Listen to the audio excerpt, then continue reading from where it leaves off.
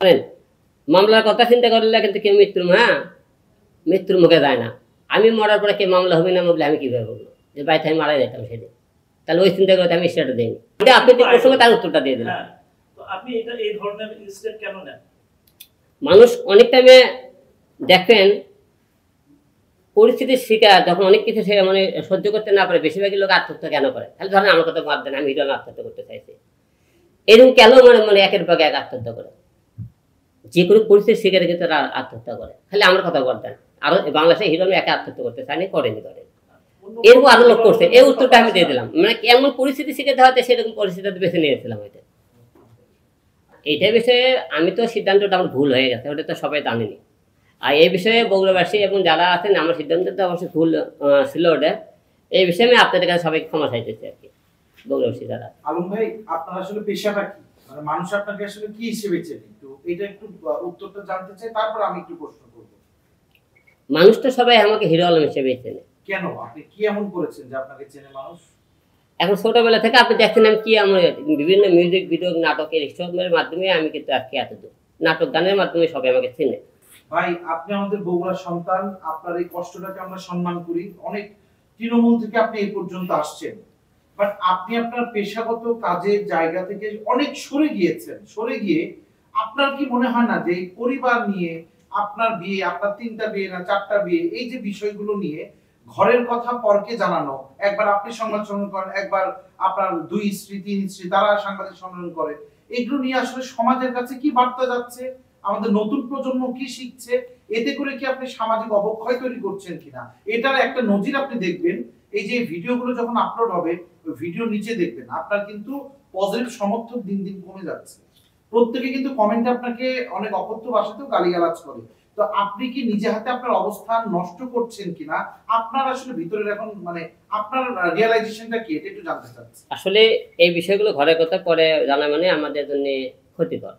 এবং কিছু কিছু বিষয় যখন আমরা এই বিষয়গুলো যখন না জানাই, যে সকল মানুষ মনে করে কি হিরো আলমের মধ্যেই দোষ, সে চুপচাপ কেন?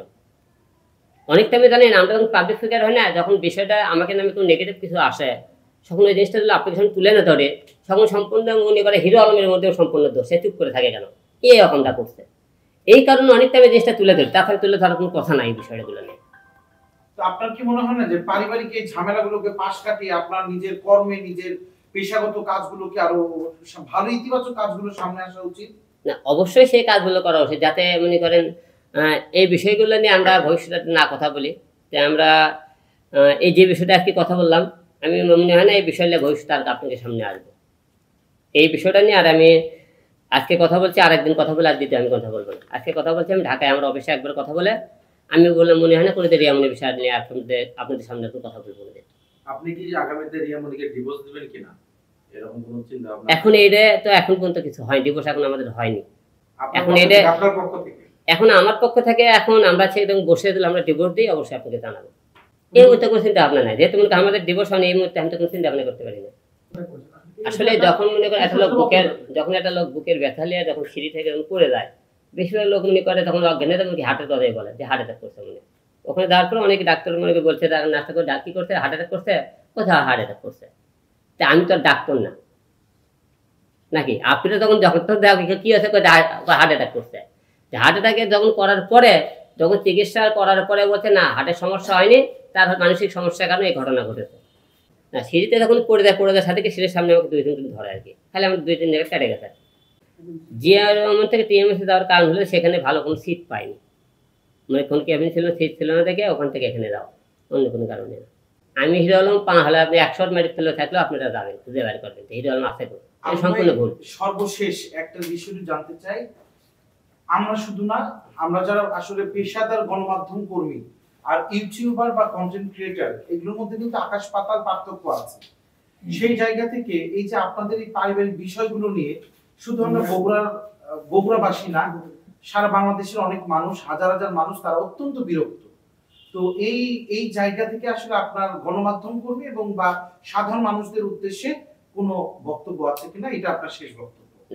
গণমাধ্যম সাধারণ মানুষকে একটা কথা বলতে চাই, আজকে আমি হিরো আলম আপনাদের কারণে আজকে এত দূর আসা। গণমাধ্যম এবং জনগণ সাপোর্ট না করলে আমি হিরো আলম এত আসতে পারতাম না। তাই আমি এমন কোনো কাজ করবো না যাতে আমার কারণে গণমাধ্যম এবং জনগণ আমাকে এত দূর নিয়ে এসেছে, আবার যাতে আমাকে ছুড়ে না ফেলে দেয়। তো ভবিষ্যতে যে কোনো কাজগুলো করবো অবশ্যই আপনাদের ভালোবাসাটা ধরে রাখার জন্য চেষ্টা করব। সেই কাজগুলো, যে কাজগুলোতে আপনারা আমাকে আগে দিন ভালোবাসছেন, যে ভালোবাসা ধরে রাখতে পারি, এরকম বিষয়গুলো আমি সবসময় মাথায় রাখবো। এখন দেশের পরিস্থিতি যদি ভালো হয়, সবকটা দল নির্বাচনে অংশগ্রহণ করে, নির্বাচনের পরিবেশ দেখে দল দেখেছেন, নির্বাচন পরিবেশ ভালো, সবকটা দল অংশগ্রহণ করতেছে, সবকিছু জন্য আমরা ভালো পাই, তাহলে নির্বাচনে আসলে অবশ্যই আমাকে জানাবো।